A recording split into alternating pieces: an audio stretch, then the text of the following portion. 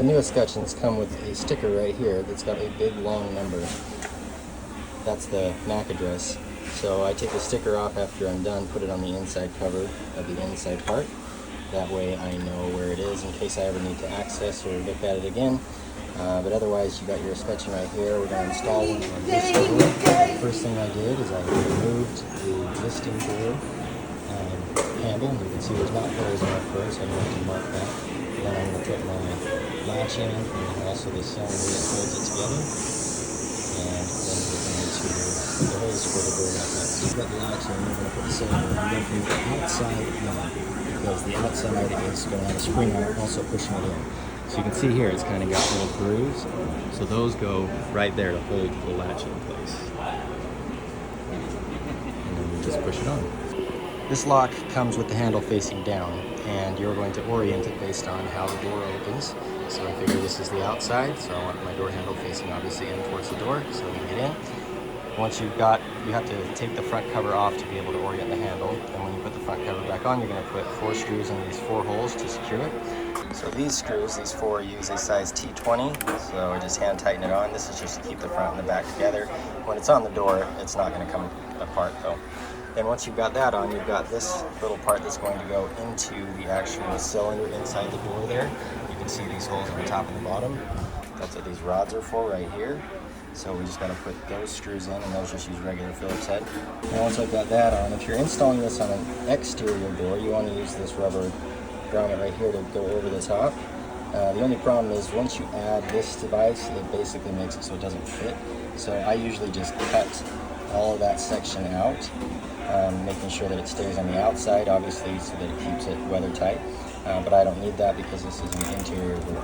This tells you where you're going to be putting your holes. The easiest way to do this is before I put this into the lock, I'm going to actually keep it, I'm just going to put it right through there, and then I can put it in the cylinder here, and I can mark my holes. So you can see how I have the rod inside the cylinder there, and I've got my paper right here. So that makes it so that it lines up perfectly because I have this latch here already screwed in. And now I'm just going to tape this to the door so you can see that it matches on both the top and the bottom. So I'm going to tape it, and then I can drill my holes in the places that it says to. I've got it taped. You can see here it's going at 2 3/4 on both the top and the bottom. So I'm just going to drill a hole here, drill a hole here. It says it's a 9/16 inch hole, so that's what we're going to drill. Now I've got the holes drilled at 9/16 hole. So those are lined up, so it should be nice and straight on the door. Clean it off a little bit, so there's dust here. Metal doors, usually they're hollow on the inside, so you just got to get through the front and the back. But now I can go ahead and start putting my lock together. So the first thing I do is I take this rod that I used as my guide, and on this, you're going to be able to see at the top, there's a little hole at the very, very top. So you can see that there. So that hole is where you line this up, and you're going to put that pin right into that hole. That's the way it needs to go inside the door. You don't want it to be on the sides, otherwise it won't work. It needs to be able to turn both ways. So we're going to push this in so that it just gets in right in there. Now that I've got this in, you can kind of see there's still the hole right there, so that's the part I want to be up. We're going to use this little spring here, and that will help to push the cylinder into the door. Before I add that spring to it, I kind of want to dry fit it to make sure it works. So I'm going to stick this on there and make sure that it easily fits in there, and then I'll take it back off, put the spring on. As I'm dry fitting it, you can see I've got the wire sticking out the other side. So I just want to make sure that those pins are going to line up with the cylinder and go all the way in. So I'm just going to push that so it's nice and snug, and make sure that everything fits. It looks like it does. Now I can take it off and put it on the real. As I'm putting it on, you can see I've got the spring on there, and that spring is going to push in on that cylinder to keep it from going out and slipping off of the latch. So I'm going to push that snug, and then I just have to put the other side on, the screws that they provide, and then we can sync it up. This Escutcheon comes with these screws that are going to go into the holes that come out of here. So I put one in already, just kind of hand tighten it a little bit to keep it in place, otherwise the door likes to fall off thanks to that spring.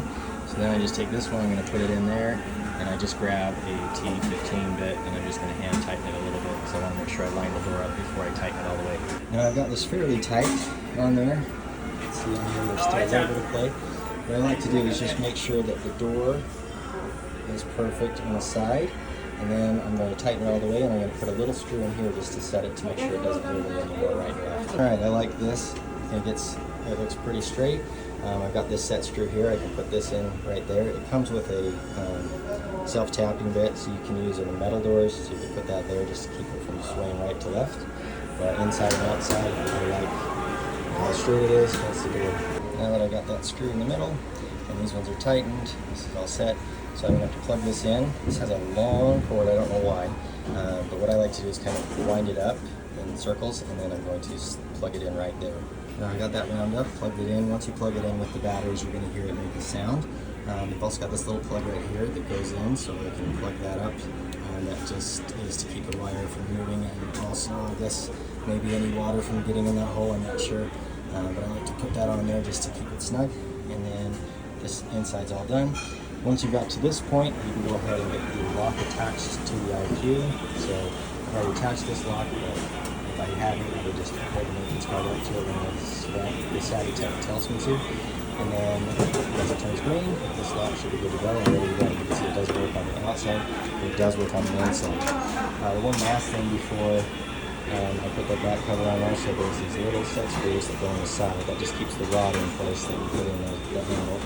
And so I put it on both sides, and that just uses a size T15 bit.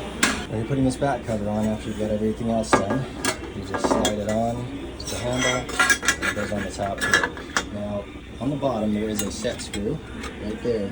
Now it's already inside the lock, because what you're going to do is you're actually going to back the screw out once this covers it, because that will pull down on this faceplate, and this plate has a little lock right here that's going to hook over the top of it, so when it pulls down, it cinches it down so it won't fall off. I've got the back plate on. You can see that screw there, I just backed that out. That takes a T20. So really you're going to use a T20 and a T15 bit for this installation of this.